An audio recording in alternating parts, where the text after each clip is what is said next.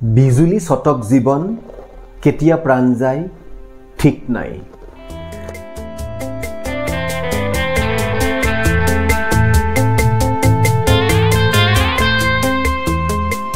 এই যে শৰীৰটো আছে, এই শৰীৰৰ যিটো হাৰ্ট, এইটো হৈছে এটা সৰু অংগ, কিন্তু আপোনাৰ যে এই ধুনীয়া শৰীৰটো আছে, ইমান বৃহৎ ডাঙৰ শৰীৰটো আছে, এই শৰীৰটো কিন্তু চলাৰ ক্ষেত্ৰত এই সৰু অংগ যিটো হাৰ্ট বহুত ডাঙৰ এটা ৰোল প্লে কৰি আছে।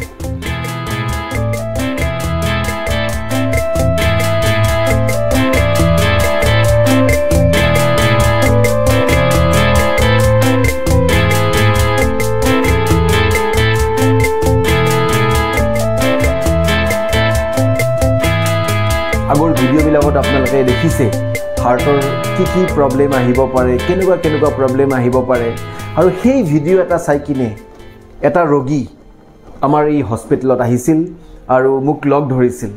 কিন্তু চব ঠিক আছে, প্ৰব্লেম হৈছে, লক্ষণবিলাক চাইছে, আহিছে, ইয়াতে দেখুৱাইছে, কিন্তু আকৌ কথাটো একেটাই হ'ল।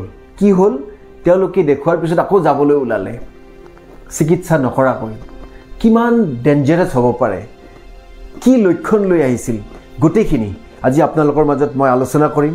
আৰু আলোচনাৰ বিষয়বস্তুটো আপোনালোকে ইতিমধ্যে গম পালে, আৰু সেই আলোচনাটো কৰাৰ পিছত আপোনালোকে গম পাব যে কেনেকুৱা লক্ষণ হোৱাৰ পিছত আপোনালোকে যদি হস্পিটেলত আহে, কোনটো লক্ষণৰ কাৰণে কি চিকিৎসা হ'ব, কিয় থাকিব লাগিব, কিয় পৰীক্ষাটো দৰকাৰ, গোটেইখিনি আজি এই ভিডিঅ'টোৰ জৰিয়তে আপোনালোকক মই জনাম।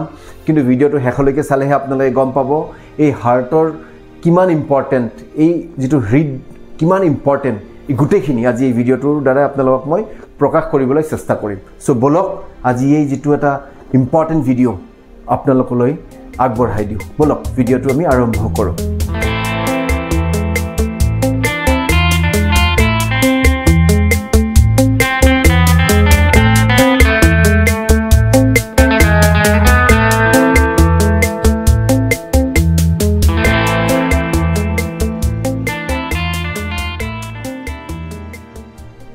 তেওঁ আহিছিল কিয়? কাৰণ যোৱাকালি তেওঁৰ দিনটোত 3 বাৰ বুকৰ বিষ উঠিছিল, আৰু বুকৰ বিষ উঠাৰ পিছত তেওঁ ঘামি গৈছিল।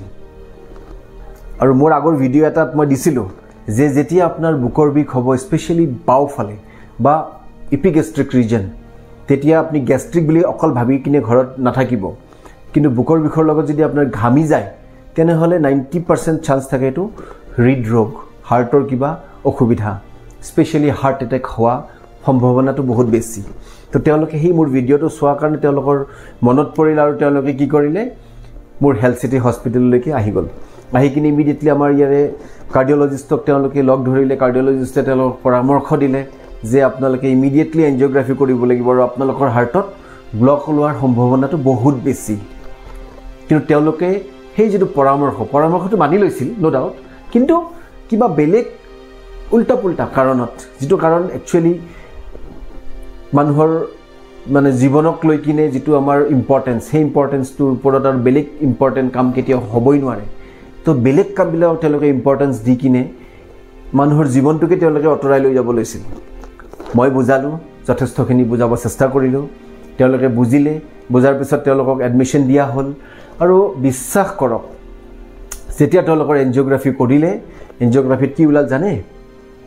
এনজিঅ'গ্ৰাফিত হাৰ্টৰ 3ডাল ডাঙৰ যিটো তেজৰ চলাচল কৰা নলিকা, 3ডালেই নলিকা তেওঁৰ হাৰ্টৰ ভিতৰত ব্লক আছিল।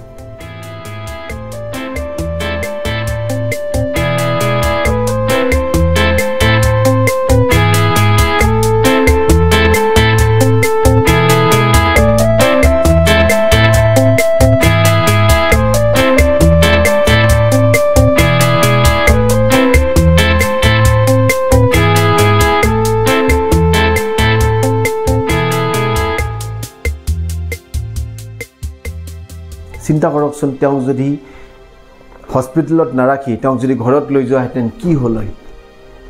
হয়তো তেওঁৰ মৃত্যু সাৱটি ল'বলগীয়া হ'লহেঁতেন। কিন্তু এট লাষ্ট ভগৱানৰ কৃপা, তেওঁক আমি ইয়াতে ভৰ্তি কৰালোঁ, বেমাৰ ধৰাত পৰিল, আৰু যেহেতু তিনডাল তেওঁৰ হাৰ্টৰ মানে ইম্পৰ্টেণ্ট নলিকা ব্লক হৈ গৈছিল তেওঁক আমি বাইপাছ সাৰ্জাৰীৰ জৰিয়তে তেওঁক সম্পূৰ্ণ সুস্থ কৰি আমাৰ হস্পিটেলৰ পৰা তেওঁক আমি বিদায় দিছোঁ তো মই আজি এই ভিডিঅ'টো অনাৰ কাৰণটো এইটোৱেই আছিল যে যদি আপোনাৰ এই লক্ষণসমূহ আহি থাকে বুকৰ বিষ ঘামিক যোৱা বুকৰ বিষ হোৱাৰ পিছত তাৰপিছত আপোনাৰ উশাহ নিশাহ লোৱাত যদি কষ্ট হয় তেনেকুৱা যদি আপোনালোকৰ ক্ষেত্ৰত হৈ থাকে আপোনালোকে দেৰি নকৰিব অনতিপলমে আপোনালোকৰ নিজৰ ওচৰৰ যিখন হস্পিটেল যাওক এটা কমচে কম ECG কৰক ডক্টৰৰ লগত আলোচনা কৰক দৰকাৰ পৰিলে আপোনাৰ যিখন কাৰ্ডিয়েক চেণ্টাৰ আছে ওচৰত তালৈকে যাওক কি লাগে কি নালাগে গোটেইখিনি ডক্টৰে আপোনালোকক ব্যৱস্থা কৰি দিব কিন্তু সেই সময়ত যদি আপুনি নিজৰ শৰীৰটোৰ কথা নিজৰ হাৰ্টটোৰ কথা যদি নাভাবি কিনে যদি আপুনি অন্যান্য যিবিলাক অদৰকাৰী কাৰণ জীৱনটোত কি আৰু অন্য বস্তু জীৱনত আৰু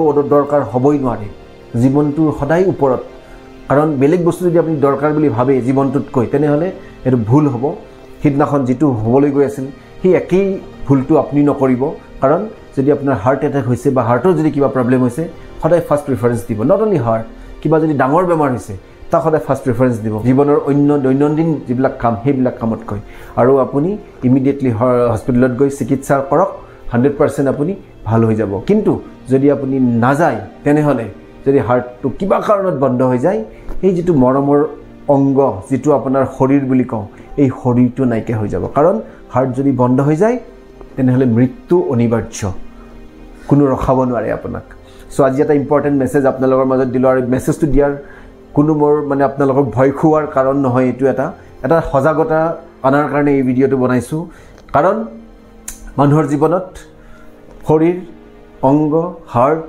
অন্যান্য যিবিলাক বডিৰ পাৰ্টছ আছে বেছি ইম্পৰ্টেণ্ট অন্য কামতকৈ সেই এটা মানে মেছেজ দিবৰ কাৰণে আজি আপোনালোকক মই ভিডিঅ'টো বনালোঁ যদি ভিডিঅ'টো চাই ভাল লাগিলে আপোনালোকে লাইক কৰিব শ্বেয়াৰ কৰিব আৰু মোৰ চেনেলটো আজি যদি ছাবস্ক্ৰাইব কৰা নাই ছাবস্ক্ৰাইব কৰিব thank you very much for ৱাচিং দিছ ভিডিঅ' থ্যাংক ইউ